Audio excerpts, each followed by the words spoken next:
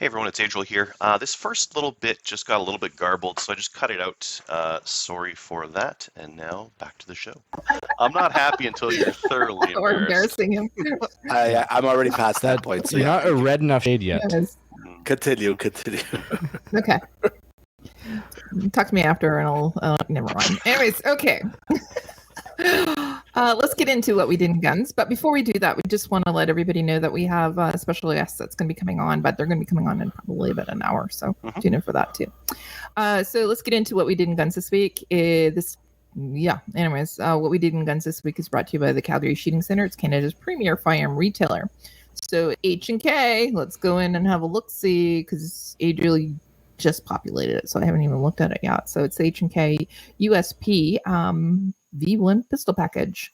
So why'd you pick that, Adriel? Because it looked cool, and it comes with an engraved Nanook pistol case. It does, actually. And roll mat. Look at that. It comes with the mat. This is if you're really into the USP series. Yeah. Yeah. Nice setup. $1,250. Mm-hmm. Yeah, Would you consider that a competition pistol? No. This is the kind of pistol you put your bullets in the wrong way on the magazine, and it just works. Yeah. Got it. H&K. H&K. Calgary Shooting Centre does a lot of these, especially around Christmas time. They'll do packages of certain guns, and then they'll throw in cool things with it. I remember each year they would do like a Die Hard. They do. Anyways, but I like the fact that this is an engraved Nanook case as well. So quality products, go and get it. Check out Calgary Shooting Centre and tell everybody we say hi. You know, there's some people who don't know actually about Slimfire at Calgary Shooting Centre. When I stopped in, I mean, I'd imagine it's hard to hire people in Alberta right now. Just hiring like people who don't know about guns and stuff, maybe. Yeah. Anyways, they knew who we were after I was there. Anyways, I would hope so. Adriel, why don't you tell us what you did in guns this week?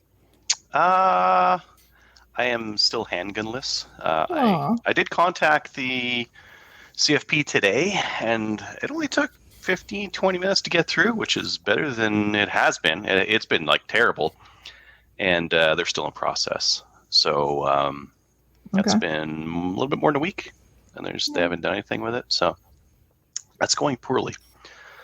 I have think no that is handguns. fine because you're not in Ontario where it takes 6 weeks. For a transfer? Mm-hmm. My God. Yeah, hopefully it takes... Well, I'd like to go to a 3-gun match in April. You're going to a 3-gun match in April and you need a gun. I'd like to, yeah. Mm-hmm. I think I might be able to use a bow and arrow or something like that, but I prefer to use yeah. Or maybe a borrowed pistol. I mean, everyone's got a Shadow too. I could just bring a belt and that's true. Slaps. So just grab here to give me that. That's true. Very true. Yep. I'm putting a hot water tank in today, tankless, so that I can, which is relevant to guns because once that's done, I can finish up with that gun room and build it all out. I've been ordering like all sorts of lighting stuff, and I found out that I can use my DSLR as a webcam with a capture card, so I got a bunch of that stuff in. At least I was supposed to. So like I ordered all this stuff on Amazon, a bunch of little cheap crap, right? And I got the message from Amazon that my package had arrived. I go outside and open it and crack it open, and it's lube. It's sex lube, 2 bottles of it. And I'm like, oh. It's not what I ordered. I look on the front. Someone else's name is on the package. My neighbors. My new neighbors. Nice. I haven't met yet. Haven't really spoken to them yet. But I got a chance to speak with them. Yep. And I was dreading because like what do you bring it over? Like, oh, sorry, I got your package. I'll open up your sex lube. But thankfully they came over and we just did the trade and didn't think about it too much. Did they get yours? Yeah, they got mine. So they open it and there's gun parts in it. No, just kidding. They didn't open. They knew immediately it was the wrong package size for sex lube, and and so we did the trade. But anyway, so I got a bunch of that stuff in. That stuff for like using the SLR as a webcam. I got a whole bunch of LED. I'm going to do strip lighting for like perimeter, like key lighting for guns. I want to do like an overhead one for tabletop video, and then a flat one facing me for that kind of lighting, and they're all on dimmers, so I should be able to like really dial in the lighting. When you're done, you're gonna come fly to Ontario and help me do that, right? Do the same thing. Yeah. Might be like a care package of just like leftovers. No, that's not happening. You're coming. When you fly over here, I'll just like stuff all my leftovers into your carry-on. Carry-on? Thank you. Yeah. Nice. I am heading to Calgary this weekend to go to a company barbecue and meet up with a bunch of gunnies in the Calgary area. Cool. Get some stuff traded out and buying some stuff off some people and all that kind of stuff. And then, so Cabela's has a sale right now on the Stevens shotgun. They had one before; it was $250, and that was just the one that had just the one barrel, the 28-inch barrel. For $299, they have the one that has the 28-inch barrel and the 18.5-inch barrel. So where are you going after the show? Well, Cabela's closes at 7, so I think I'm gonna buy it while we're on the show because I'll do the buy and local pickup thing, or maybe I'll get the free. If they have free shipping, I'll just get that. Anyways, I'm gonna buy a shotgun and then have it delivered to your neighbors. That might be a different conversation if they crack that bad boy open. Yeah. Oh my God, it's a gun. Yeah. Oh, yes. Well, it's just a shotgun. It's no big deal. Don't look inside my Alberta. place. Yeah. Try not to look too closely while moving in, and I finally do get all that stuff transferred. But yeah, that's basically it for me. I'm still a bit in limbo, but next week maybe. Next week. How about you, Kelly? Well, it's been 2 weeks. Has it been 2 weeks since I've been on? No? Yes? I can't remember. When was the last time I was on? I wasn't on last week, was I? No. It was just 1 week off, I think. Okay. Yeah. My days are all running together. So, so I just wanted to tell you guys that she shoots. A lot of people are asking about it. It's available now on all the podcast streams. So go and do that, but also look at the YouTube channels. You can find those on Lady Guns and also on QSOF as well. So people have been reaching out to me and asking where to find it. So I just want to let you know. Also on the next episode 4 is coming out on April 12th. So it's going to be, we're going to have some ladies on to talk about IPSC and IDPA. Woohoo! It's awesome, eh? Yeah. I spent every Tuesday night now we're having meetings about it specifically. So we're developing the year, and we've pretty much narrowed that down, all the episodes, and we're talking to like our guests. We're arranging those, and then we're doing some prep. Unlike us, we actually do prep for that show. So the shows are good. So, or I'm hoping they're going to be good, and we're growing our audience as well too. So that's awesome. What else have I been doing? Maple Seed 24/7, basically. So Adriel was talking about having Amazon come to his door. Well, Amazon's coming to my door every day. They're losing packages as well, so I have to reorder some of the packages that are supposed to be coming to my door. So I got a lot of stuff for supplies, basically, so that I can send out to all of our shoot bosses across the country. And then I have stuff for the trailer coming in, and the specific stuff for me.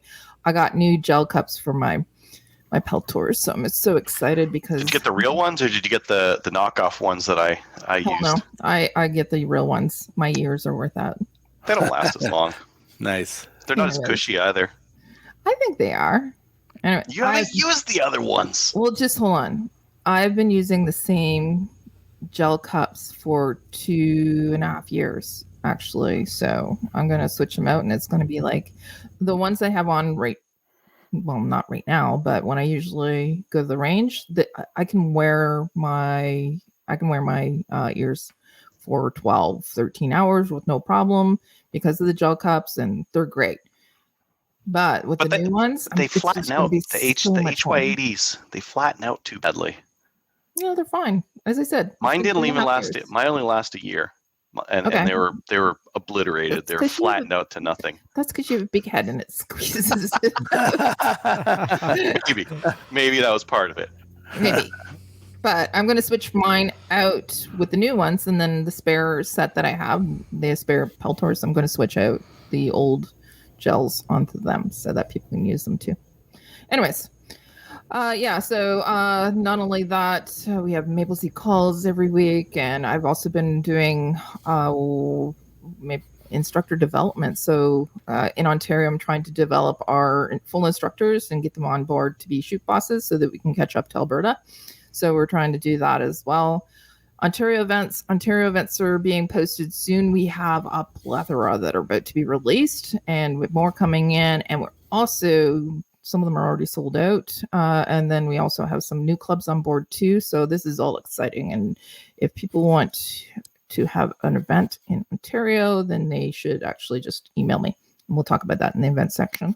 Also, Ladies' Day, I did a Ladies' Day at it's a CUSIF event. So Carleton University put on a Ladies' Day, and they did it on Sunday. And then it was sponsored by CUSIF, which is the Canadian University Shooting Federation. But I came down and I helped out from the CUSIF Women's Division, and then also from Project Maple Seed as well. So we had a bunch of ladies come out. It was awesome. They tried all kinds of different things that they normally wouldn't try. We actually had somebody set up a amazing, and I do mean amazing, historical display as well. So he was taking all of his personal rifles that he is collected. He's a collector, and he put them out, and he gave a great description of each one of them as well. So, college is a fantastic time for experimentation. Correct. Anyways, the ladies had a great time. They really, really did. And so I wanted to give a shout out to Kareem, who is the vice president of the Carleton University Shooting Club. He organized this last minute. It was like we were thinking of each other, because Kareem's actually one of Project Maple Seed's instructors as well. And I said, I know that you're actually planning this. Do you need some help? And he says, I was literally typing saying, Kelly, can you come and help with us? So I brought down a crew as well. I brought down the Kellys. Obviously, Kelly Kincaid and her husband came out as well. And we had a great time, and we met some new ladies that are really excited about shooting. And yeah, we're going to do it again. So I just, I did actually get out shooting, kind of. Well, kind of. Anyways, and that's it. So, Kyle, what about you? Oh, well, shot Superstition last weekend. The match didn't go anywhere where I expected or wanted it to go. Oh, no. My performance wasn't there. Took a few penalties that I didn't want to take, but did, and I struggled a little bit on the long range. A few makeup shots that didn't want to, and then, well, when you shoot a match, it helps if your rifle stays running for the entirety of the match. So on Saturday, halfway through a stage, I had rifle go down. The pin walked out of the extractor. Well, the extractor pin walked out, not letting the bolt actually go into the bolt carrier to actually go to full lock. Fix that. Next day, it was really weird. The next day, it just would not go into battery. The first time, it's like it was going against a spring, so something's getting bound up in there. Went down two more times on Sunday, and so I ended up getting a loaner rifle for the last two stages, so at least I could shoot the last two stages and semi-decent. But so yeah, that WK is about ready to go to a metal crusher because I'm fed up with it. Oh boy. But anyways, it was still a super fun match. I really wish that the rifle had stayed running, but because the stages were awesome, bunch of memory stages, and cool. But yeah, my performance was way down. But while we were there, I was able to take out some aggression from the WK out on a full auto PKM and AK-40 or 74 suppressed and a Glock 18C. So awesome. So full auto action. Yeah. Pro tip: when you're shooting a PKM, don't grip the forward bipod, because I took every piece of brass into my arm. Oh. It's like, okay, yeah, I'll just grip that front bipod and get into it, and it worked, except for I took pretty much every piece of brass in my arm. So, Ouch. But that was fun. While I was there, I was able to talk to Timney and actually confirmed my continued sponsorship with them. So that was cool. Sweet. Actually got a new, we'll call it handler at Timney, and she seems actually really, really awesome. She's amazing. So got Craig a tour of Timney. So we did that Monday. Took a tour of Timney, and they've definitely added machines. Oh, cool. EDM machines. I love their triggers. And yeah, I'm trying out DH3 this weekend for the first time, and that trigger, Calvin Elite's good, but this DH3, it's nice. Okay. But Jill also hooked up tours of Strategic Armory Corps. Cool. So that's where Macmillan rifles, Armalite rifles, Surgeon rifles, and AWC silencers are made. So we got a tour of that, and that was pretty cool. How it's quite the setup, and is not as big as you would think. And I guess they're putting out like 1,000 to 3,000 rifles a month. Wow. So what about suppressors? How many are they processing? You didn't ask. I didn't ask. I got to hold a 50 cal suppressor, both the baffles and the completed unit, and that was kind of cool. Very cool. Yeah. And while there, actually, I talked to them, and they're actually considering on doing the 180. Oh, really? They're toying around with the idea, and I said, if you guys make it 180 and ship them to Canada, you'll people all over, because an Armalite 180, yeah, got to held an original Armalite 180. That was cool. Oh, cool. All stamped steel and that. But yeah, so that was basically Phoenix. And while we were touring Timney, like I had asked them if they happened to have a rifle, because my rifle went down and I really don't want to fight with it this weekend. So Jill actually hooked me up with one of the old team rifles. Cool. And now with the laws, got on the phone with Aaron Hayes, used his FFL, so she shipped it to Aaron Hayes, and I met up with him today and picked up the rifle, got my optic put on it, sighted in, so Really? I got an AR to run for this weekend, which is awesome. Excellent. You get to compete with an AR? Oh, that's I do. So cool. Yeah. Lucky. Yeah. We spent some time in San Antonio, checked out the Alamo and Riverwalk, and that. It's a lot smaller than you think, Guy. It is. Yeah. Yeah. But I love it. Yeah, it is. A lot of history, and cool too. it is. Are you still there? Some good. No, we're 2 hours east. So we left San Antonio this morning, and I'm in Columbus, Texas right now. Okay, so cool. 15 minutes from the range for Big Tech's Multi-Gun Championship, which I start shooting tomorrow morning. Awesome. Okay. So yeah, we drove here with an AR. Yeah, with an AR. Yeah, with an AR.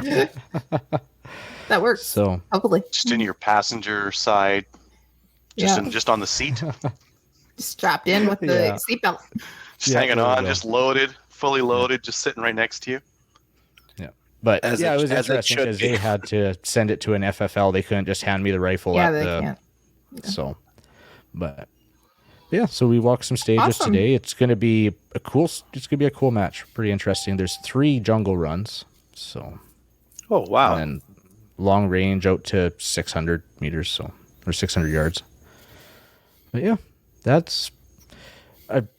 And as I said last week, but it's a brief kind of outline of what this last week has been for me. How about you, Mo? For me, this weekend is going to be the Montreal Indoor Challenge, which is the level 3. Originally, I wasn't going to shoot it because I was supposed to be away this weekend, but the plans got canceled. So I just got a spot today, and I'll be shooting on Sunday. So I'm looking forward to that. It's going to be 12 stages. And then I'm probably going to go on Saturday to help out as well. And then because I had a match to do, then I started try firing again. So I've been doing it. I did some yesterday and today, and I'll just keep it up until Sunday. At the top of this hour, I'm going to be registering for the Ontario Provincials because it's going live very soon. So that should be fun. That's going to be towards the end of June. Nice. And yeah, so that's going to be good. And then I just I reloaded some ammo today to be ready for Sunday. How much did you do? it was another small batch, but I ran out of brass too, so that was another. Okay.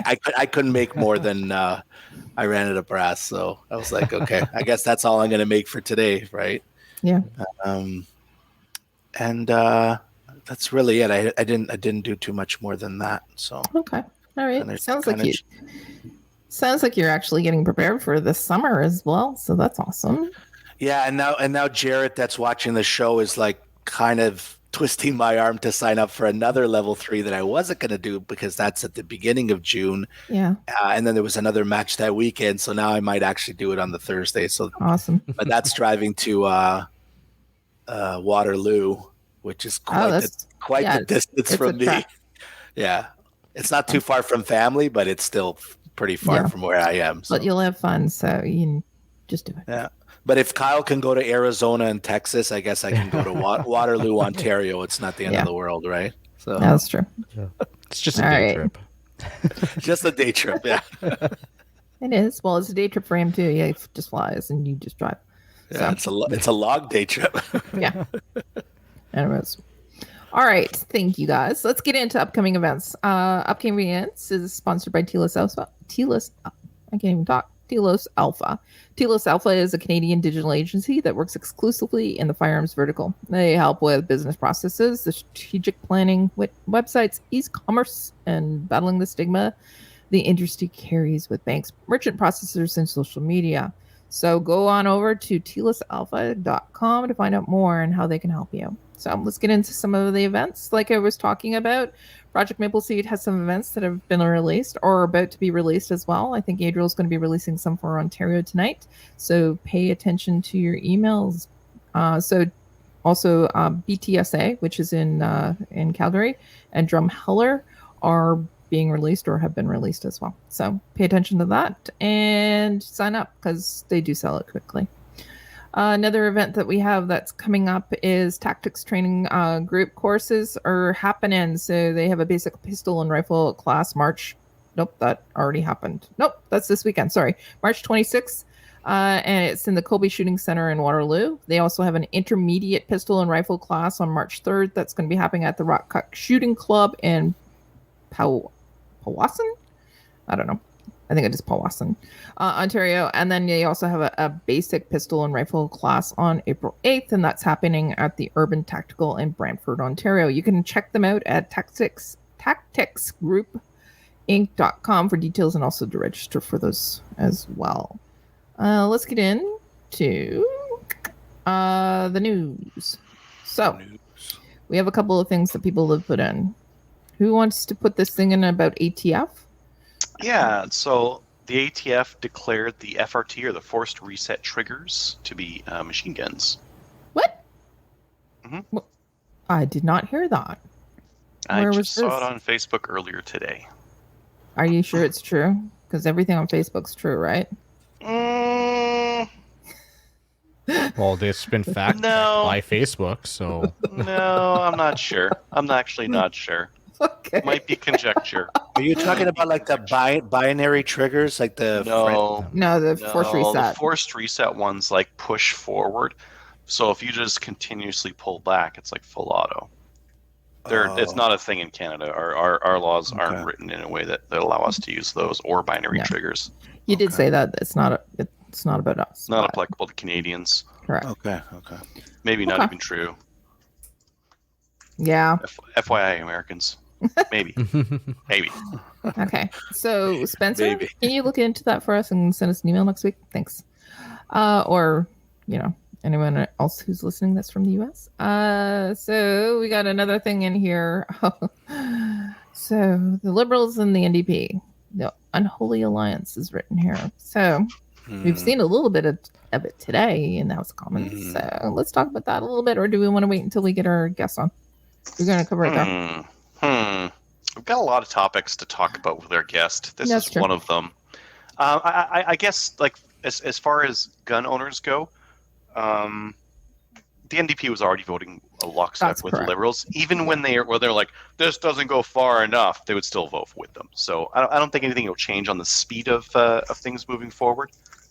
This is more for, I don't know, other big government spending things Right. to get pushed forward. The socialist agenda. Yeah. Yeah, I don't think it'll affect the speed at which, or lack of speed at which they ban guns. Yeah. I'm just wondering how many people who voted NDP are okay with selling their soul to the devils, and then also, their integrity is worth shit. Yeah, you're like, They do whenever they vote. So Yeah, I know. But what I'm saying is, because when I did go in and I read what actually was to take place. It's an agreement, and the NDP can actually withdraw at any time. But they actually had a couple of key points that the Liberals had to support, or the Prime Minister had to support, basically the Liberals. And it's 4 key points, basically. And if they were going to agree to those, then they would actually come on side. It's a coalition. They're saying it's not a coalition, but it is a coalition. Let's be real. coalition. So they already had a de facto support for them. Yeah. So this isn't even putting it into paper, because they can back out at any time. It's really just going to result in anytime the Liberals want to pass something, they'll also have to pass something for the NDP. So it'll be a lot more government spending for the next little bit. I can't see it affecting gun owners any more than it already has. Which it has. I agree with you, Mhm. but I also see that it actually will affect us with other things too. Yeah. So, and we saw that today. Just, anyways, okay. I didn't follow the news today. Was there anything that happened today? No, there's House Commons every day where they vote on passing bills and legislation. So, anyways, Spending more of my tax money. That's all I know that they're doing. Yes, that's exactly it. Or not allowing us a break on things like taxes. Oh, the gas tax. Yeah, We're getting some sort of refund, some Ralph Bucks, basically. Yeah, but that's provincial. Here. Anyways, yeah, I'm pissed. Okay. June 4th, let's get into that. So June 4th is National Range Day. If you need ideas, you can actually go to nationalrangeday.ca. Let's be real, it's put on by the CCFR, but they have the ability to sign up for it, to register your event as well. There's going to be some support there. As I said, there's ideas in that too, so that you can put your range day together. And it post pictures, social media, invite your friends. I think we should have hot dogs. I think we should have cotton candy, clowns, etc. And then shoot. That way they can see that, we're normal people. I'm doing a 3-gun match. Are you? Good and for we're you. going to have a maple seed on that day as well, Cool. I believe. So originally it was supposed to have a maple seed on that day, but it's got moved. So I'm going to have to figure out what I'm going to do. Another maple seed. Yeah. Well, if anybody's listening and they want to fill that day, or I'm going to talk to my range and see what they want to do. Okay. So speaking of the CCFR legal fund donations, you know what? Let's be real. We have the extension, but they still need our help. So it's basically a massive, massive cost to actually take our government to court. So it's more important than ever to become a member or also donate to the legal fund. You can actually send an EMT to finance@firearmsrights.ca or just go over to the CCFR page and become a member as well. And then donate and buy merchandise. And then tell them we sent you too. Yeah, that's been it. Okay. Bolt Action Coffee. We're going to get into the gun stuff. But before we do, we're going to talk a little bit about Bolt Action Coffee. We are ambassadors we're brand ambassadors for Bolt Action Coffee, by the way. Coffee. I need coffee to function. I didn't have enough of it today. Can you tell? Yes. No? Mm-hmm. Okay. Yeah. All right. Yeah. Yes, you're a mess. I'm kidding. Anyways, so we are brand ambassador for Bolt Action Coffee. We decided to become brand ambassadors because it's a really good company. It's run by veterans, and the coffee is top notch as well. So go on over to boltactioncoffee.com. Use the discount code SLAMFIRE, all one word, capital letters, and you can have it sent to your home, and you can have a coffee with us. Post pictures, by the way. Tag us. Let us know that you're drinking this stuff, and we'll post pictures of us drinking it too, and then we can actually have a coffee together in the morning and not actually see each other. God, I need a Like, coffee. do we want to see each other in the morning? No, No. we don't. You don't want to see me in the morning or before a coffee. Anyways, I tend to be grumpy. All right, new gun stuff. Why don't we get into that, Adriel? Yeah, sure. So last week we talked about Wolverine Supplies was announcing something. We're trying to guess what they were, and they were M48 Yugo Mausers. These are Yugoslavian Mausers in 8mm. 8mm Mauser? Yeah. Is it? That's the Mauser. That's the Mauser caliber, I believe. Yeah, so they've got those. And let me see if I've got some photos. Oh, I have some photos of them. And they have a couple. Here we go. Oh, God. Yeah, they got a couple. Okay. Wire racks. I These are would cool say rifles. I dare them to post it on like their social media page or just regular social media and watch people lose their ever living mind. They did. Oh, I think they these are. did? Look at all the wood. This isn't made No. to kill. This is a hunting rifle. That's This is not a I think military people will rifle still made to kill lose people. their ever living mind. Oh, I kind of wish I would have bought these when they were $440. I think Marstar had them in, but that was like 8 years ago. Yeah. Oh, really? Wow. Yeah, these look good though. The condition on them looks good. Look at that stamped steel butt plate. Nice. Yep. Anyways, that's those. What is it? 7mm? 8mm Mauser. 8mm? Okay. 8mm Mauser. Bigger, better. Better. I don't know if you guys saw this, but Tactical Imports is bringing in a rotary 410 shotgun pistol thingy. It's got so you remember that short over under that I had that I showed on camera? Yeah. Yeah. They got the 410 revolver version now, and it's Why? pretty wild. Fascinating. Okay, so I'm just gonna ask, where is it? Just for fun? Is it how application of it? What can we use it for? Okay, so it's very compact. So you could use it for bear defense. I guess 410 slugs. That's true. Okay. And Backpack, they sell a holster. You can buy a holster with it. Nice. Which it'll be a large holster. It'll be like one of them lead holster kind of things, but it is holsterable. This isn't the same thing as throwing one of these over your back, right? Not many bear around where I am, but yeah, still. Just in case. Yeah. I'm not even going to go there. Okay. I saw this too. It's not Canadian, but I had to show it. It looks so cool. I want one of these. I know. Matador Arms, they released their Montgo 9, which is a blowback 9mm upper receiver with no buffer. Yep. So it's foldable, and it's very compact. I like the fact that the receiver is nice and compact, simple. Yeah. Forward charging handle on it. Oh, look how short the barrel is. I know. Those are our friends down in the U.S. Matador Arms. Be very nice. Yeah, it would be. That'd be very nice.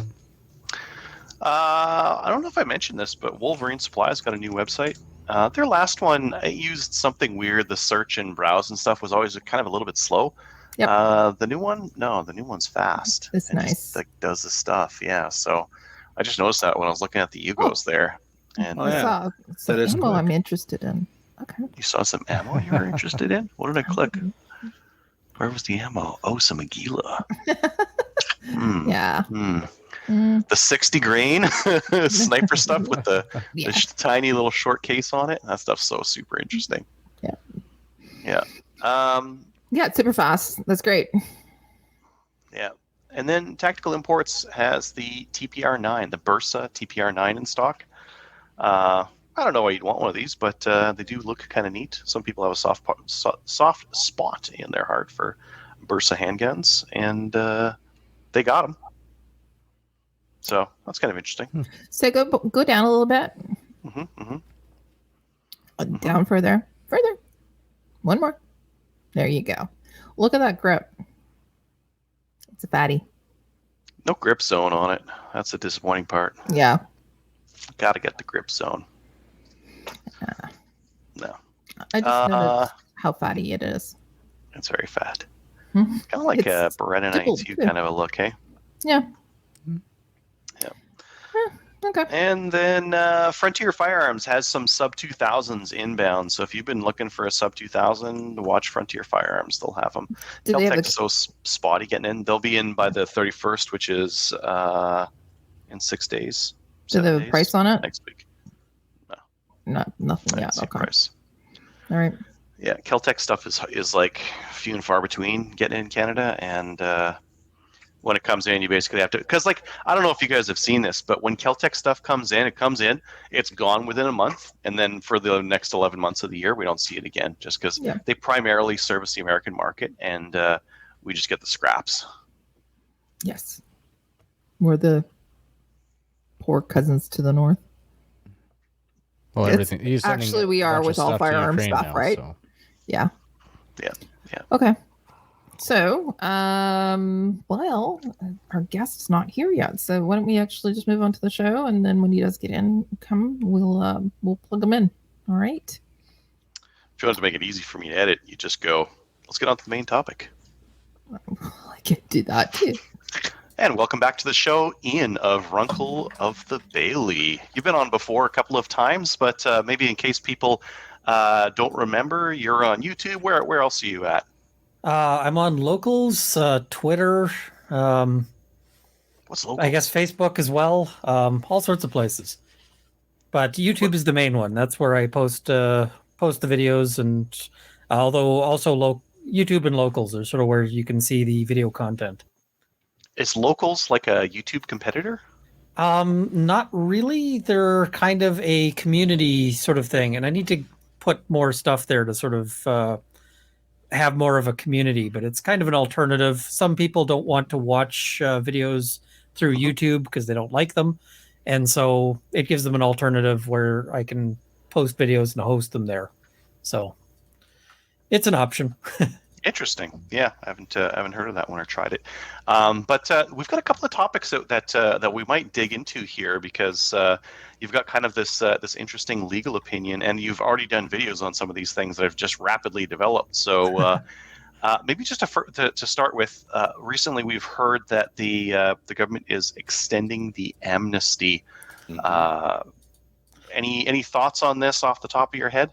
Well, first people have been like, why are they extending it? Well, obviously it's because they haven't got the buyback in line yet. They seem to have had no plans for how they were going to actually do that.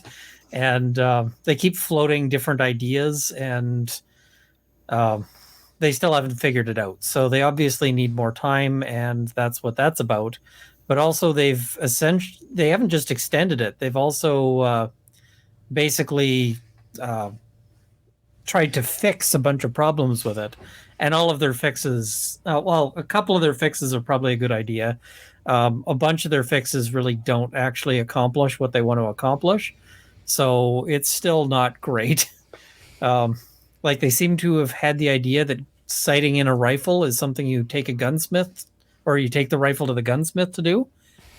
And I don't know a whole lot of gunsmiths who will perform a sighting in other than like a rough bore scope or something like that. But in terms of actually getting it on a target, that's something you do at the range, which they still don't permit. So they say you can take it to a gunsmith for sighting in, but it's still not clear if Indigenous hunters who have been sort of nominally covered under this exception can actually make use of the exception in any fashion. So that's still a giant disaster. You just got to target practice on the moose. Pretty much. I guess you have to shoot at the moose, dial the scope. Shoot at the moose, dial the scope. Just walk it in, yeah. You know, to hope that the moose is real patient, because yeah. Maybe practice on small game first. You get some grouse, you get some like chickadees or whatever, and you just see if you can hammer one of them.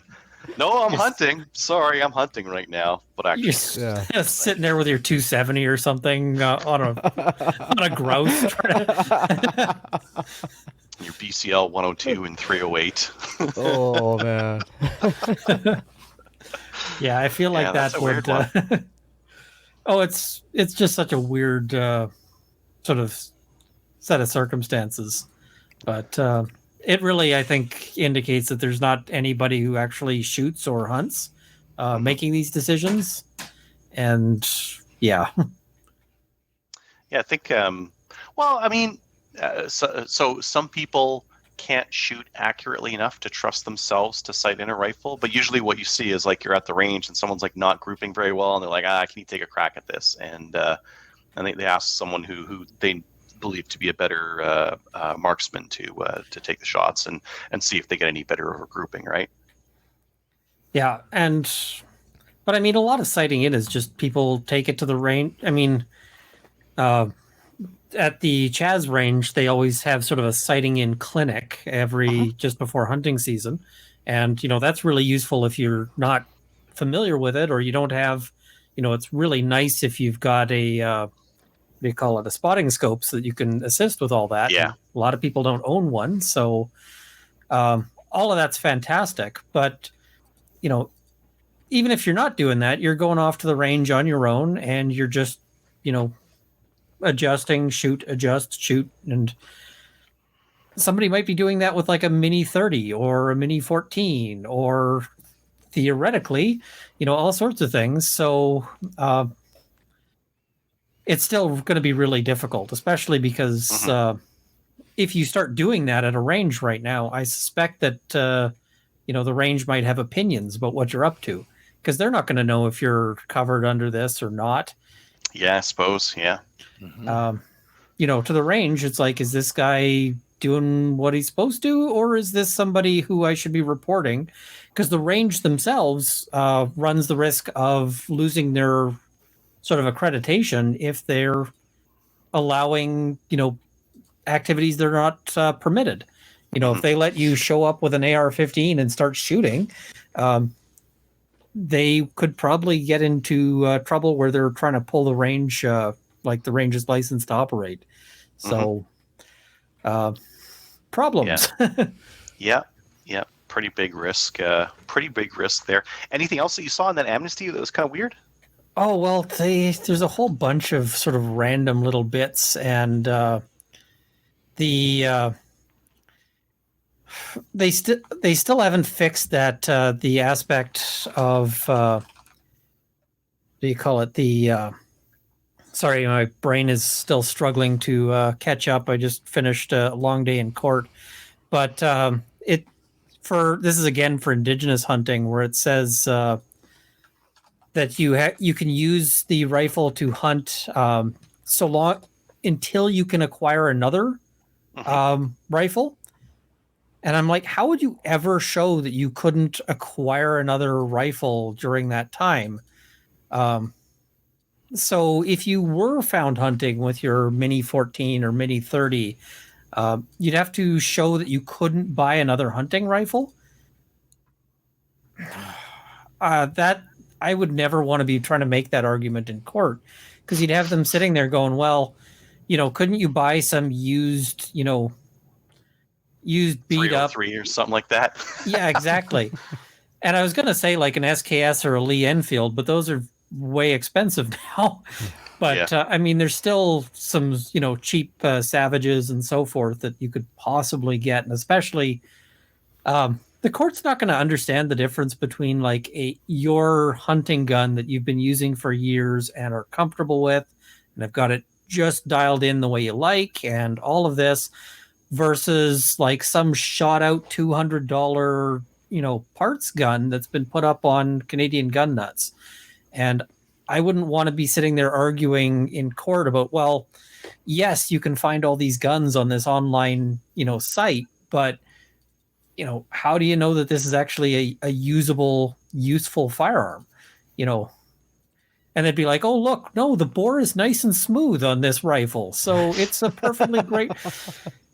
And yeah, it's just, it's just difficult. The other thing is, permit a person to carry out repairs or adjustments as necessary for safety reasons.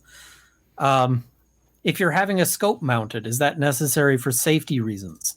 If your gun is jammed, is that let's say your hunting rifle, which they're saying that you can now take to a gunsmith to have fixed. Let's say it just wedges and you can't fire it. Well, is that fixing it for safety purposes, or is it actually more safe when it's already broken? It's this is written in such a way that it's just all of these purported exceptions are a giant disaster. Another funny one is the aspect of the Bank of Canada, because the Bank of Canada has they apparently use ARs to defend the Bank of Canada, and they weren't included in the previous amnesty. So now that they've amended it, it's become clear that they can use them. But for a time, apparently they just had to keep those in storage. So, I joked that it was a great time to rob the Bank of Canada the last couple of years, because a bunch of their guns had to be locked up and nobody could use them. You don't rob the Bank of Canada. The Bank of Canada robs you. Well, that. Nice. But apparently they also had to clarify it that gunsmiths weren't apparently entitled to take possession of these guns for the purposes of deactivating them. I'm like, this is such a big mistake, right? You want people to deactivate these guns, and the gunsmiths weren't allowed, because there's plenty of gunsmiths who aren't allowed to do anything with prohibited firearms. And so people were calling up the gunsmith going, hey, can you take my AR and deactivate it? And the gunsmith says, nope, not touching it. So all of these things just kind of tell you that that the original ban was done in a real hurry, that they didn't take the time to think any of this out. And I suspect that there wasn't a single gun owner in the room just to say, like, hey guys, what about this situation? Did you think about this? Because it might be a bit of a problem.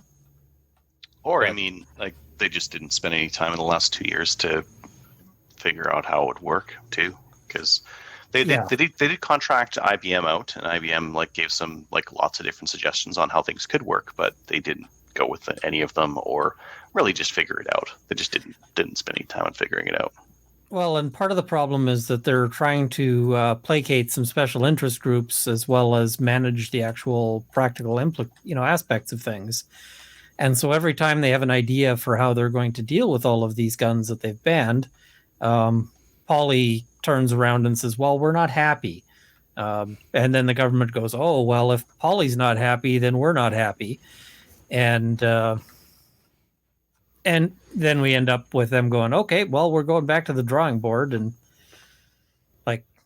it's becoming a bit of a circus. Always was. Yeah. Yeah. And one that's not necessarily gun related, but it kind of is when it comes to you and I is C11 as it's coming out. Oh God, that's going to be such a disaster. So part of what for people who haven't heard, C11, it's trying to assert CRTC control over more content like YouTube and podcasts and that kind of a thing. Yeah. And make force Canadians to consume more Canadian content. So they have this idea that YouTube and so forth isn't showing Canadians enough Canadian content, which is actually bullshit. Because, and I don't know if I can swear on this, but I guess it's a little. You can. Bit for that. You just did. You can. But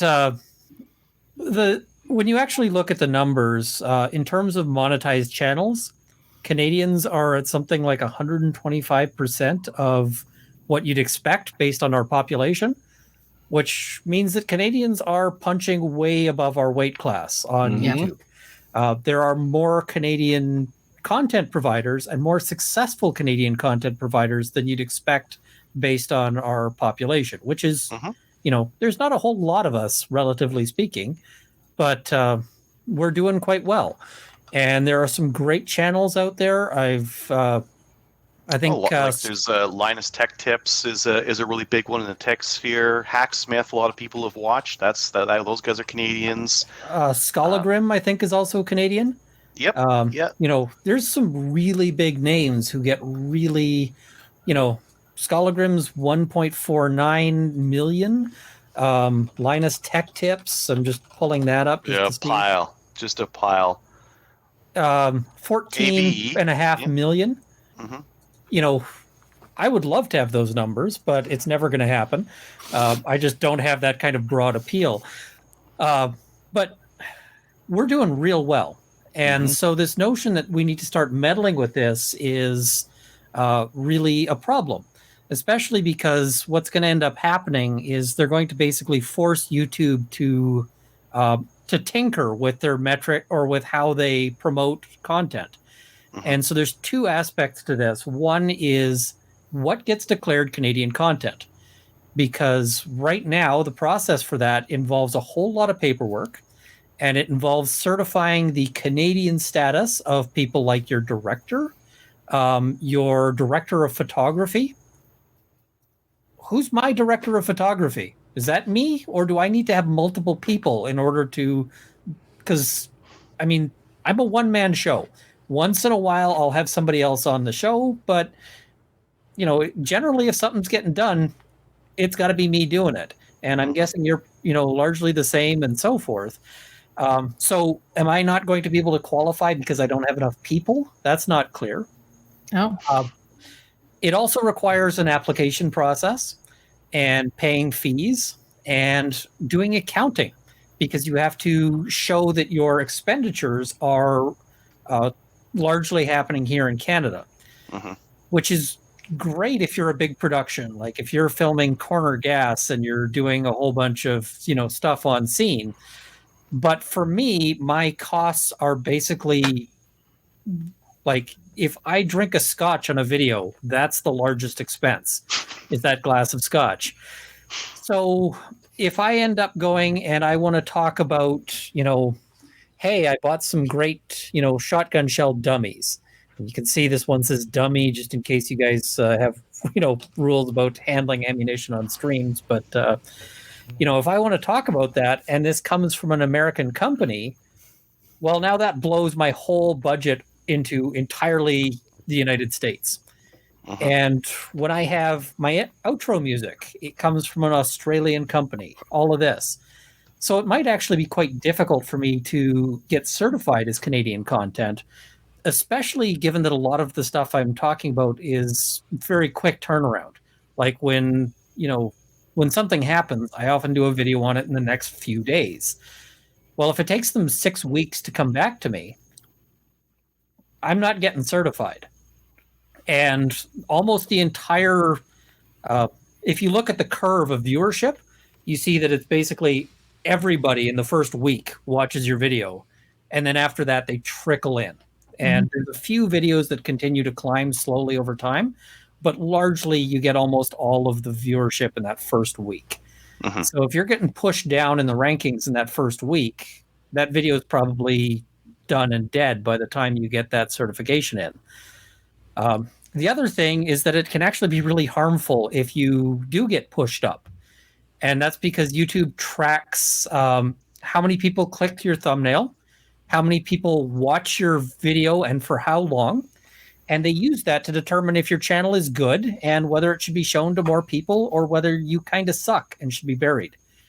So if they're showing my thumbnail, for my video to a whole bunch of people who are uninterested in my content, just because they happen to be sitting, on a screen in Canada somewhere, what we're going to see is suddenly my click-through rate plummets, because instead of showing this to people that might be interested in legal topics or firearms topics, they might be showing it to a bunch of Canadian vegans who are like, screw this guy. We hate, I don't want to watch a lawyer talk about firearms law.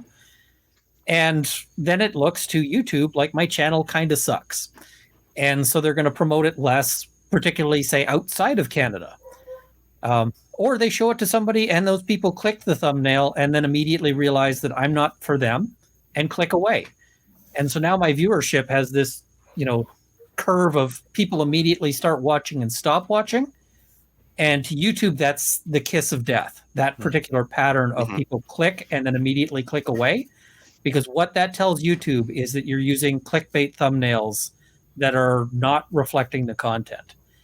And those kinds of videos, they don't just go, oh, this is a bad video.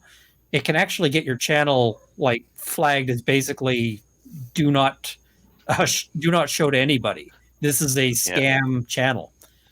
Ian, one of the things I'm really worried about is, so the Canadian government is going to force YouTube to just promote Canadian channels to Canadians inside Canada. And YouTube won't have a choice, and they're still going to work in Canada because there's still good money here. So they're going to do it.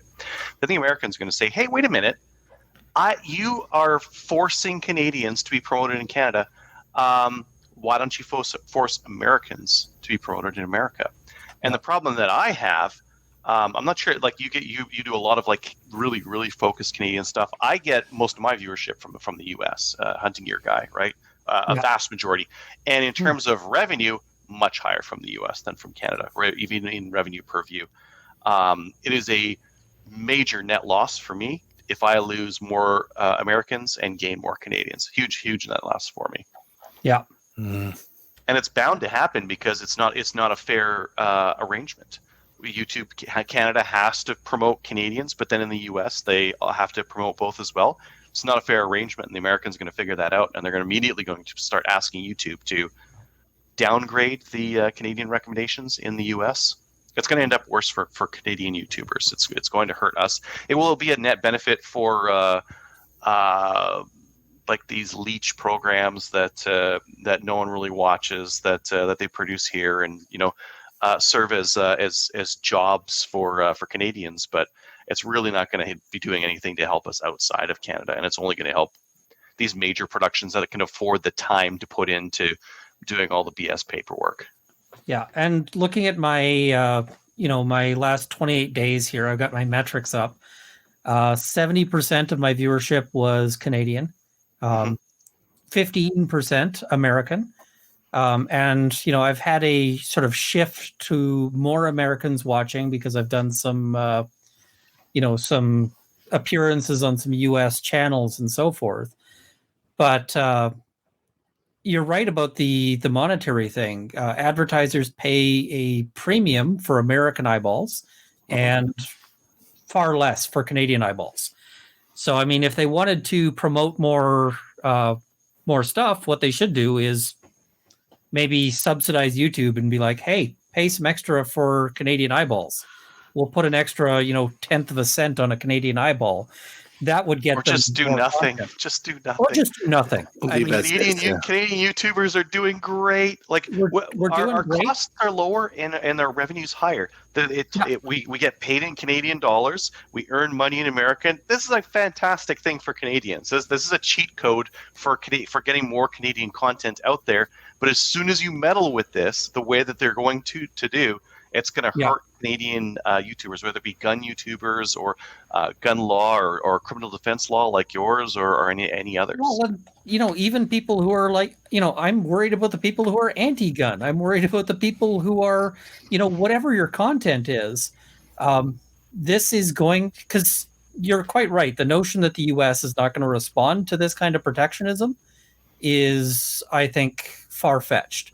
We're going to see that they will, start saying, well, it would be entirely likely that they'd say, listen, if Canadians are going to restrict American viewership in, or American channels in Canada, we're going to restrict Canadian channels one for one. And, I might be okay because I'm mostly Canadian. Except if YouTube starts deciding that my channel is a scam channel and tanks it. But I mean, the other thing that you might see is a lot of Canadian channels. If the US doesn't respond like this, you'll see Canadian channels abandoning the Canadian market. Because if I'm trying to compete in Canada and I am not declared Canadian content and I'm getting pushed down, well, now it's crazy for me to focus on Canadian content because I'd be focusing on an area where I'm specifically being disadvantaged. So, do I start covering more American trials? That's not what I want to do. There's lots of people out there. I kind of got into this so that I could do the niche of providing education about Canadian law. There's not a whole lot of that out there. Yeah. And they're really going to make that hard. And all of this is to benefit companies like the CBC and big incumbent groups. If you've got the people to hire like a legal team and an accounting team to navigate this, great. And if you are about, if you have the ability, for instance, to run seasons, because the accreditation process greatly, you can accredit an entire season of a show at once, but you can't actually start the process of applying for accreditation until you've started filming. Well, oh really? Yeah, you can't apply in advance. You have to have actually started filming. So my question is specific to us. If we have guests that are not Canadian, let's say we had Keith Garcia come up again. Yeah. We wouldn't, and also because we have What's New in Guns every week, obviously we have a lot of non-Canadian content. And it might be debatable as to whether or not you get to qualify. But the other thing is you're not going to even be able to apply until you start filming. And, then they take 4 weeks to approve it. And so you can't really post stuff until then. Okay. For me, my production cycle is often I record something at night and, spend however many hours. Some of my videos take 6 hours for me to do, but some of them I get done in like 20 minutes, including editing, if it's a short video. And then I post it the next day. I'm not going to be able to get that declaration in time. It's such a disaster what they're proposing to do. It's going to make it so impossible for much of the content out there. And so like, it used to be with CanCon that whether it's radio stations and also TV, and that was anything like CBC driven CTV or anything like that. They had a specific, and it was a criteria just because they were receiving funding, and you have to actually have so much Canadian content. And now what they're doing, and a lot of people are drifting away from that. They're drifting away from mainstream TV. They're they're using YouTube, Netflix, etc. And so is this the Canadian government telling us, one, what to view, or two, trying to get money? It's trying to basically promote Canadian identity. And it might have made sense. But have they asked the people who are doing the production? They've asked some independent content creator, or some of them have appeared in committee, and people have been saying, no, don't do this. This is terrible. The idea hinged around this notion of limited airtime. We've only got so much radio channel bandwidth that you can actually put stations on. There's only so much TV space that you can actually have stuff on. So the concern was, if we don't have this, then there's not going to be anything there. But personally, I don't listen to the radio anymore because I'm tired of hearing the one Canadian song that is somewhat of a hit being played every 20 minutes. I can't stand that. And it just makes me want to avoid that. You're not a Bieber fan. Come on. You're not a Bieber fan? Bieber. I'm just not touching that. That's best not to. But there's so much stuff out there, and other groups that this will really hurt are immigrant groups, people who consume content preferentially from out of country. Let's say you are a new immigrant from India and you watch entirely Indian language content, and a lot of Bollywood shows, and some of them are fantastic. If that's what you want to watch, you're going to be having these there's internet stations out there that play, that's it, just Bollywood content. And so now what the Canadian government is proposing to do is to say to that station, like that website, listen, you need to promote a certain amount of Canadian content. and they're going to go, there isn't a whole lot of Canadian Bollywood content. No, you gotta push Anna Green Gables before you push the Bollywood stuff. Sorry. And so what they've proposed to do as an enforcement mechanism for that is that they will just block that site out from Canada because they're not willing to play ball. And so if you are that, if you're the person who consumes that content, well, now we're looking at a censored internet, and you're also being blocked from seeing stuff that is relevant to, to you because it's just insufficiently Canadian. Well, personally, I think that immigrant is Canadian, and that, the stuff they want to see is part of our Canadian fabric. That, having people experience the world's content is part of what makes Canada great.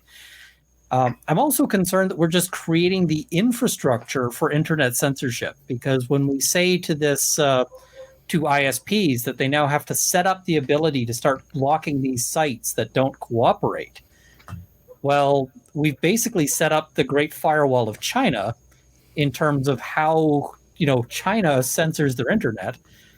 And you better believe that they're going to want to expand what they use that for. There's already discussions on different bills of doing similar things over porn, where if they don't sort of cooperate with Canadian age verification standards, that they're going to start blocking that out. And so what we're going to end up seeing is just all of this content that the government decides they don't like, or that isn't playing ball with, our bullshit, because really that's what it comes down to. If you're, a Japanese station, like internet site, and Canada says you need to start hosting Canadian content, they're going to say, go F yourself, right? This is. And your cartoon girls have to say how old they are before they do anything. Well, that gets into a whole, But I mean, we have this whole thing where suddenly we're going to start blocking out all of the sites around the world that are unwilling to play ball with our notion of what should be promoted. They were talking about that in terms of they wanted to do more censorship based on hate speech and hate language. Yeah. Nothing that the stuff that wouldn't necessarily be breaking the law, but just stuff they didn't like. They'd be able to ban that stuff.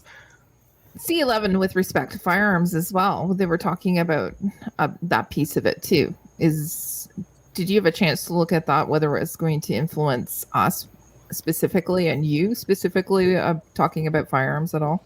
So far, they've sort of denied that it's going to have any content-based restrictions in C11. Other than just like that you are Canadian. But once you give them a tool like this, they tend to expand it. It's the old thing of, if all you've got is a hammer, whenever you give the government a hammer, they start looking around for anything that they think might be nail-shaped. And that gets to be a problem because these, the Patriot Act, when it was first brought in, was... seemed very straightforward, but in fact the government used it for very different things. And the Patriot Act really hurt American businesses for a long time. A lot of Canadian businesses opted to, Patriot Act, we have to host our data somewhere else. And so it very much hurt Americans and American businesses because of that act. The Canadian one's going to have the same thing. It's going to be like, let's not host in Canada. Let's just avoid all of that because that looks like risk to us. Well, and you may see, these online video services, YouTube and so forth. YouTube probably has the money to play the compliance game. Yeah. Other sites may say, you know what, this just isn't worth it to us. What we're going to do instead is just block Canada. Canada's not worth it. Goodbye, Canada. And so they're going to sort of, the whole idea of all of this ends up being to balkanize the internet and to, stuff we can see and stuff we can't. And I mean, that's shocking and kind of terrifying to me because I like the idea that we are able to kind of experience the whole internet. That's been one of the most amazing things, is being able to experience a variety of cultures and cultural elements out there. And we're going to lose that. We're going to, the whole promise of the internet was that it brings the world closer. And now our government has said, well, we've seen the world closer, and the problem is that really a lot of it turns out to not be Canada. And, I'm going, that's a selling point.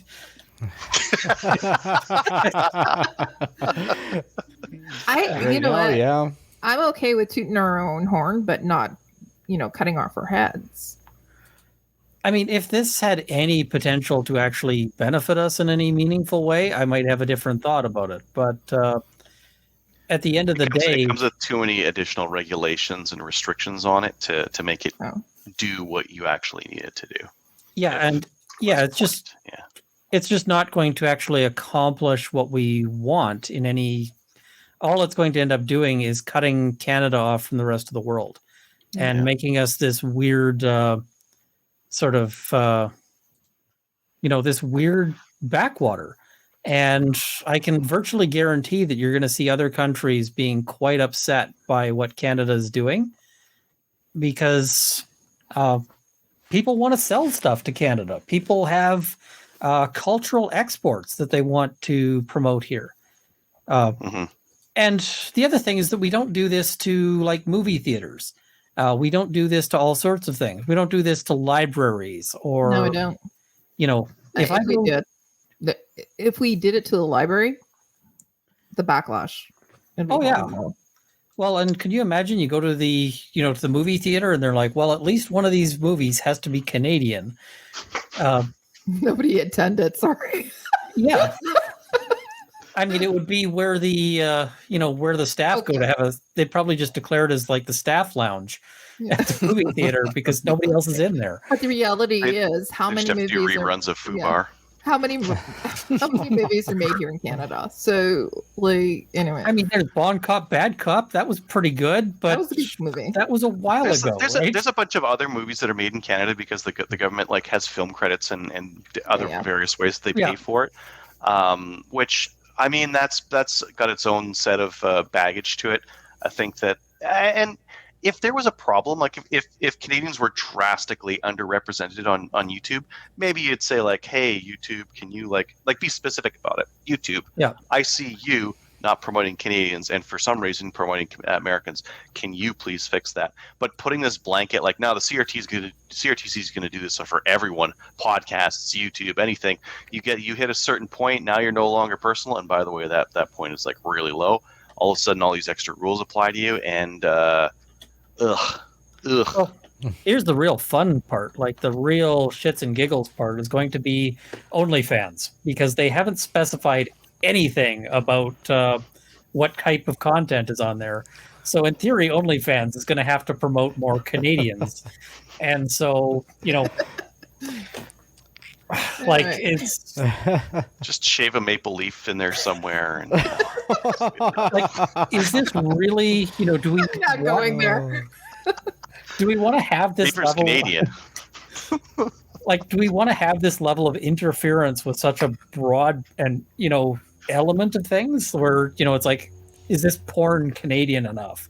Is this it just boggles the mind that this is something that we do very well in that area as well, though. We do very well in that area. Okay, Richard went where I was going to. Yeah, he stole my joke too. I was going to say something. Yeah, needs more beaver. Yeah. Many of the most famous websites are based in Canada. Have their headquarters in Montreal, actually. Yeah. Something to be proud of, right? Yep. Yeah. National pride right there. Yeah. Well, before we go too far down into that rabbit hole, beaver hole. Moving hastily onwards. Tons of fun having you on again, Ian. Maybe before we before we let you go, tell the listeners where they can view your stuff and what you're up to these days. Well, right now I'm looking at Alex Jones just skipped out on a deposition, and that turned into a giant tire fire. So that's going to take me a few days because I actually have to speak to a practice advisor about that one before I do the video, because I don't want to get myself in trouble with the Law Society over that one, and that is a possibility because it's a little spicy. But so that's one thing I'm looking at. I also am waiting on some supplies to do a video on the Alec Baldwin, debacle. And basically, because I've been in touch with a movie armaments group who is out of Toronto, and they, they have some thoughts about just, the safety issues on all of that. But what I've sort of acquired is, or what I'm gonna have is some film dummies that are like the cartridges, the sort of deactivated cartridges as they use on the films. And I'm planning on bringing, and I've got the same Pieta model firearm that was used in the filming, and so I'm planning on basically bringing that out and bringing a complete newbie to the range, somebody who's never handled a gun before in their life, and seeing basically can they avoid becoming Alec Baldwin while blindfolded, because I bet they can. Don't stand in front of her, though. I will actually do the firing of the firearm, but it's basically going to be, here, you tell me if a bullet, when we put this in, does this one go in or do I put it down? And we'll just see, if fail state is putting a single hole in the paper. So we'll just see how that goes. But I got some sort of fun ideas there. It's a lot of fun being able to do some of these things. Yeah. Awesome. Right, and they can find you on YouTube? YouTube is the best place. I'm also on Locals. If you search Runkle of the Bailey on either of those places, you'll find me. So thanks for having me on again. It's always a great time. And here's hoping things don't get too much of a disaster in the near future. Yeah. Well, we'll have a good news show coming up sometime. When? Hopefully. 4 months from now when we're approved.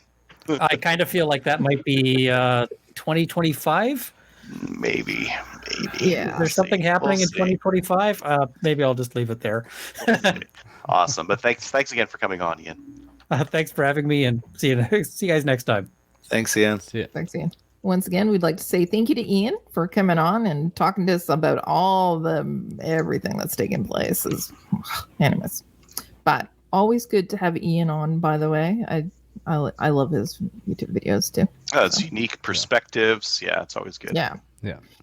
He does a really good job of researching the material too, and quick too. He'll put out something quite quick. All right, and anyways, why don't we get into our emails? This one, Adriel, I'm going to give this to you. Actually, just giving it to you. Hi, Kelly. I wanted to reach out to you and apologize if my email gets to be quite lengthy. I've recently started listening to you on both Slamfire Radio and the She Shoots podcast, and I am so inspired. I would love to share my story with you and see if I could get some help, advice, and support from you and the extremely talented group of women you work with. My name is Paige Scheller, and I'm currently residing in Yorkton, Saskatchewan with my husband and 2 children. I'm on my 4th month of an 18-month maternity leave. We had our daughter in October of 2021, and that's kind of when these ideas started really taking shape for me. I've been around firearms my whole life. My dad was and still is an avid gun collector, gunsmith, and outdoorsman. I grew up hunting and shooting, but never really got into it as much as I would have liked to. We spent some time at our local gun range as kids, and I was always the only girl there. I kicked ass at the 22 special every time, though. Haha. I've always had a passion for firearm safety and responsible gun ownership. My frustrations are incredible when it comes to the current firearms laws and the ever-evolving political situation we face every day as law-abiding gun owners who enjoy the sport and also the satisfaction of hunting. I graduated high school in 2011 and headed straight to Lethbridge, Alberta, where I graduated from the Criminal Defense Policing program. Once completed, I moved back to Saskatchewan, where I worked as a commercial vehicle enforcement officer for 4 years. After the birth of our son in 2017, I decided I wasn't interested in doing shift work on the road, etc., so I transferred over to the Ministry of Justice as a judicial officer, which is a court clerk, and I've been there for 3 years. I've always wanted to open a gun shop. I've always called it my pipe dream because I honestly didn't think I'd ever be able to pull something like that off. I've had a steady job with the government of Saskatchewan for the past 7 years. A lot of people say, why would you want to give that up? The pension, the benefits, yada, yada, yada. A few years ago during hunting season, I was in our local Canadian Tire stocking up on supplies, and I was looking for a simple blaze orange fleece zip up or vest. There was nothing there specifically for women, and I was frustrated. It was all tailored to men or unisex, which never fits me properly anyways, so it wasn't much use to me. I've stewed on the idea of having my own shop where I can not only carry and sell the things that I want to see and bring in the products my customers would love, but also be a positive advocate for the firearms community. Then COVID hit. For lack of a better explanation, we're all redneck, conservative, no bullshit kind of people. So COVID really changed the way I look at where I am in my life and what I want to be doing for the next 30 years. And working for the government isn't one of them. Amen. Fast forward to December of 2021. As I mentioned, my dad is a gun nut. I grew up in a small rural community where guns and hunting was a normal part of life. There's a small gun shop about a half hour away from where I grew up, where I spent an enormous amount of time as a kid. It was very common for us to hop in the truck with Dad on a Saturday or Sunday and sit at Doug's gun shop for the afternoon, watching them drink coffee and bullshit about gun stuff and current events happening in the world. I was talking with my dad, who to this day still frequents Doug's shop at least once a week for coffee and comes home with the odd gun or two. I mentioned my ideas and dreams again, and he encouraged me to contact Doug to see if he'd be interested in selling the shop. Doug's been in the business for about 30 years. He's run the shop out of his yard on the farm, and he's a bachelor with no wife or children. Not sure of his exact age, but he's definitely in his late 70s. I contacted him, and to my incredible surprise, he is ready to get out of the business. I've been working in the shop with him for a few days a week for the past couple of months, learning the trade, helping him out, and cleaning up the shop. I'm working on a business plan, and we're having an evaluation expert help us assess the business to get the ball rolling. Doug would like me to take over by August 1st, 2022, so I can help deal with the upcoming hunting season, which is the busiest time. He also agreed to be my mentor and help me get started. Holy F. S just got real. I'll censor just a little bit. Okay. Not all of them. As I mentioned, I've been listening to you on multiple different podcasts and have become increasingly interested in becoming more involved in the firearms community. I recently listened to the second episode of She Shoots, where you talked about Gunny Girls, the CCFR, and the calendar. I couldn't wipe the smile off my face. I can't believe the enormous support system that's out there for the kinds of things I'd love to get into and advocate for. I have so many ideas to expand Doug's business, and I think my future in the industry is limitless. I would like to start a women's league or club, start hosting events to get more people interested and active in the shooting community, and grow my business in a way that I can shine a positive light on firearms. I'd even like to look into starting a kids club to have the next generation into shooting and hunting. I could go on and on with the ideas I have. So I hope I didn't bore you with my life story. When and if you have a chance or are interested, I would absolutely love to hear your thoughts, opinions, suggestions, and advice, good and bad, as I move forward on this journey. Thank you so much for your time, and I look forward to hearing from you, Paige. How awesome is that? Great letter. Great letter. Yeah, that is So I did awesome. reply to her, and I set her up. I asked another female gunsmith, shop owner, and I asked her if she would be interested in speaking with Paige. And so she is speaking with her. Good. So Amberlyn from CanCon Firearms and Fabrication. She also runs the West Kootenays Women's League as well. So they're talking to each other. So Paige can have some ideas and also on owning a shop as well and the female perspective of it. And then I did reach out to her and say, you know what, if any of this, if you need help with setting up your ladies' days or any of that, I'd be happy to help you out. CCFR sponsorship. But I did ask her if I could take the letter and have it read on Slamfire and then I did forward it to the She Shoots ladies as well. Because she listens to the show. And I thought, you know what, listening to the show has inspired her. And maybe it'll inspire other people too, not just females, but maybe men to actually go and follow that dream. COVID's been doing that for a lot of people. They've been saying, you know what, enough's enough, and I'm going to go live my life. Good. So Good. it was an awesome email. I wanted to thank her for that. So, why don't we actually get into the next letter? Okay, so Mo, are you able to read this? Yeah. It's from Trevor from Didsbury. Okay, I'm ready. Okay, go. Hello, Slamfire people. Trevor from Didsbury. I met Angel at 2 separate maple seeds last year. Thanks for running those. I've sent a few more shooters your way this year, as it's a great program for new or seasoned shooters. My question is for Adriel, the resident Dremel Pro, or if any others have suggestions for making my Hypefire 24C trigger work in my MCR. I read component triggers work, so bought one online from an AR guy. The Hyperfire EDT fits, but apparently the fancy Hyperfire models with additional springs up top are too wide and block the bolt release pin. My questions are, is there a way to Dremel mod a bolt release or receiver to function, or leave a gaping hole and run it without one? I read online some guys use the trigger without the additional springs, although the instructions say not to. I ran it a bit, but had some light strikes on my Runkle 762x39. Any suggestions on saving my impulse purchase, as it's a great trigger? Thanks, guys and gal. So actually, I replied to Trevor on Facebook, and yeah, so the strut that holds the 2 additional springs at the back, actually, you can see it poking through the hole where you'd put the bolt release pivot pin. So if he wants to run that trigger, a couple of options. Yeah, Dremeling the trigger pack. I don't know if you can really do that because they probably need that meat. You could run it without the bolt release, but the bolt release on the WKs or the WSMCRs also holds down the safety. So the spring that engages the safety and the bolt release is the same one. Oh. So you would have to do something to hold that spring, which might actually be quite easy. Like there might be a very easy mod you could do to do that, and just hold that spring in there, and then not have a bolt release, not have a bolt hold open. That's possible. I would probably just swap the trigger to another one and pop that trigger in something that might work better. I wonder where Trevor is. Professional advice. He must Didsbury. Yep. Trevor. So you're going down to Calgary, right?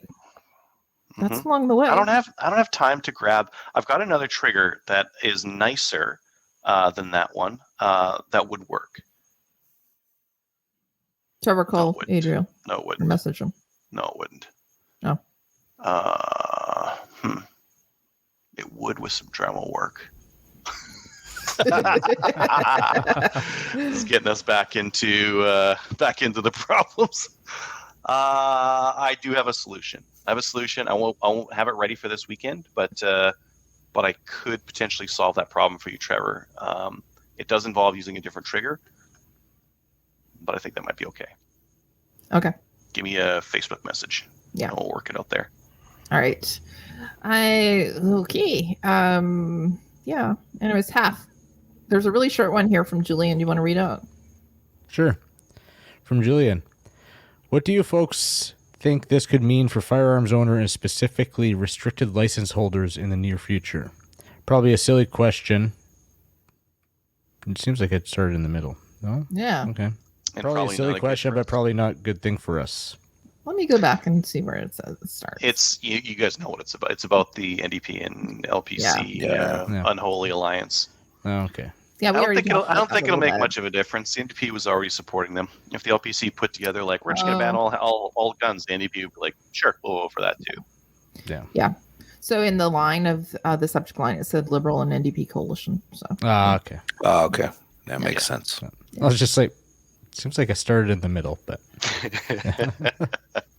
Yeah, I mean it's on everyone's minds, but they're already supporting them. Like the only thing this will do is there's a couple of programs that the Liberals didn't like explicitly support that they'll have to support now for the NDP to prop them up, which the NDP already was propping them up. So it's just going to continue. Okay. More free, not free stuff for everyone. Yeah. Yeah. Tell us how you really feel there. You want to know? I always thought the NDP was a useless party, but now they're useful because they're useful to the Liberals. So I'll leave it at that. By the way, nothing is free. So I'm aware of that. free. Guess who's paying for it? So nothing is free. At a 55% income tax rate, I'm pretty aware that You're aware. nothing's free. All right. Well, maybe there was a reason why Lube got delivered to Adriel's place. all Albertans get it. Well, like the thing is, like the rebate. The dental plan thing only applies if you make under 90K, and like for in a family income of 90K is like below average in Alberta. So like no one here is gonna. Well, fewer people are gonna get here. So it is a wealth transfer from Alberta to the other provinces in effect. Yeah. Well, we already knew that. Anyways. Lots of federal programs are.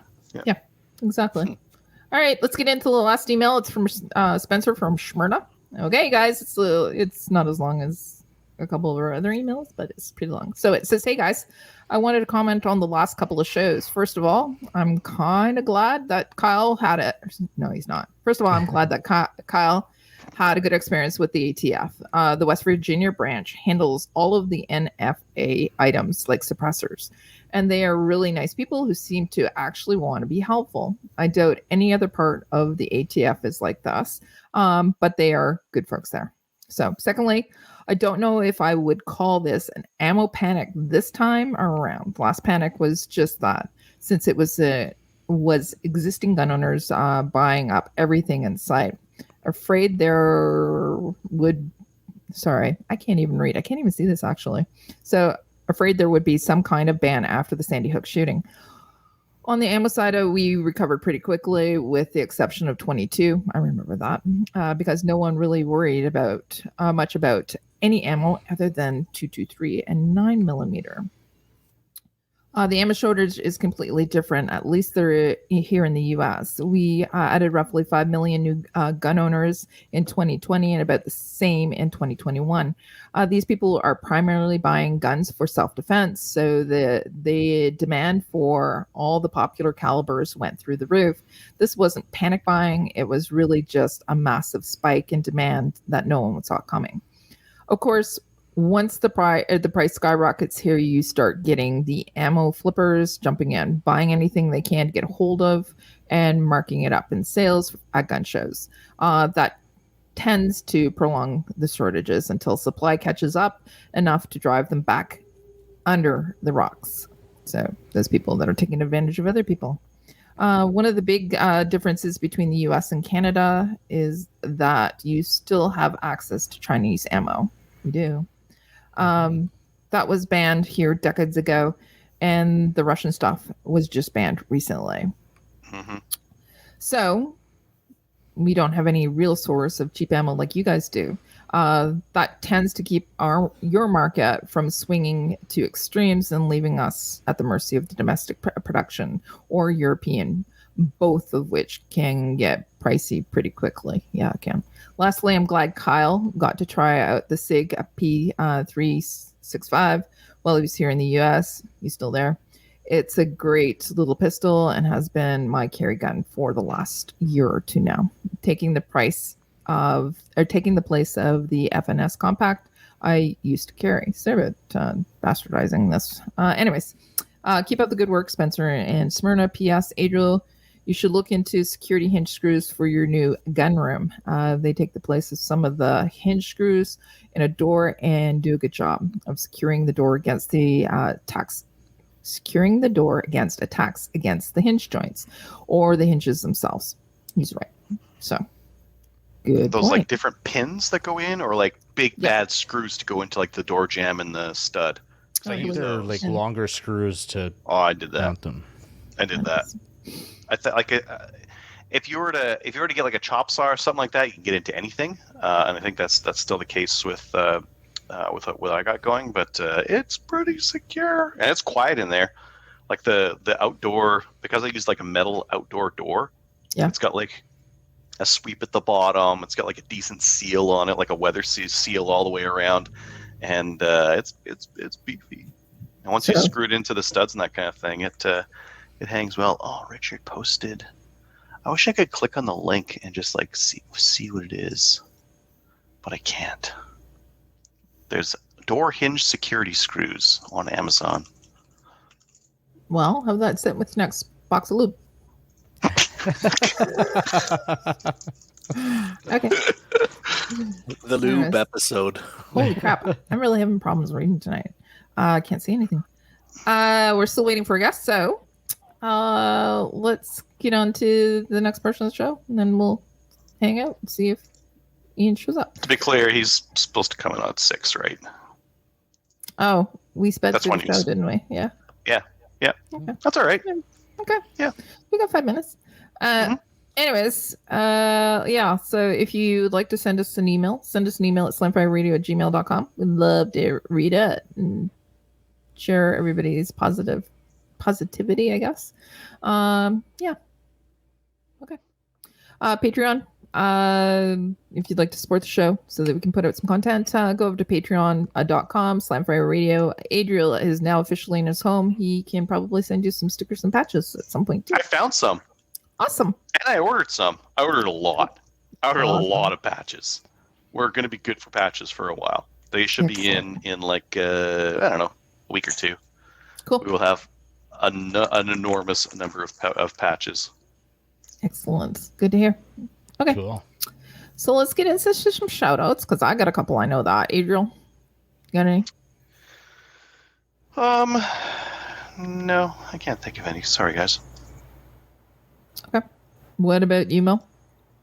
Lizzie from the Montreal range that got me a spot for Sunday. Awesome.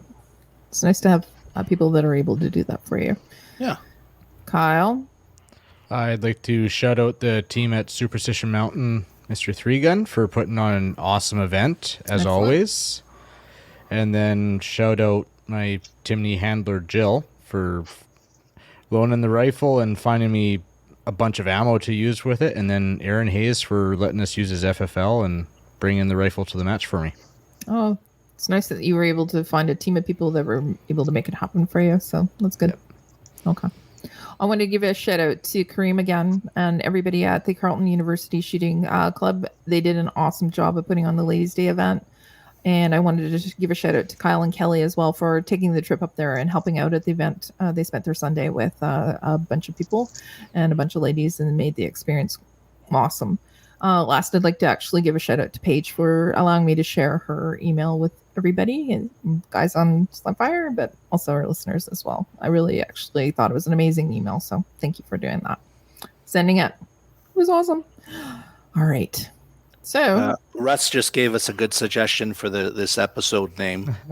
What? Patches and lube.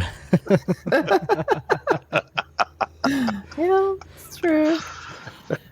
Okay. I'm going to sign off, but not really, because we're going to wait for our guests and then do that portion of the show. And who's ever listening on the podcast, when we splice it in, they're going to say, what? Okay. So thanks everybody for listening tonight. Don't forget to check us out on Gunners Canada. Give us a like on Facebook. We would like to get to 3,000. We've lost a couple recently. But yeah, do that. Also, go on over to our YouTube channel. Click on a like, share, support, subscribe, everything you know what to do. Also, visit us on Instagrams too. We're all over social media. And send us a review on Facebook too if you want. We'll read it as well. Join the CCFR. Go and make a donation. And guess what? We'll be seeing everybody next week. Same time, same channel, same bit time. Bad time? Is it bad time? Bad time. Good night, everybody. Good night, everyone.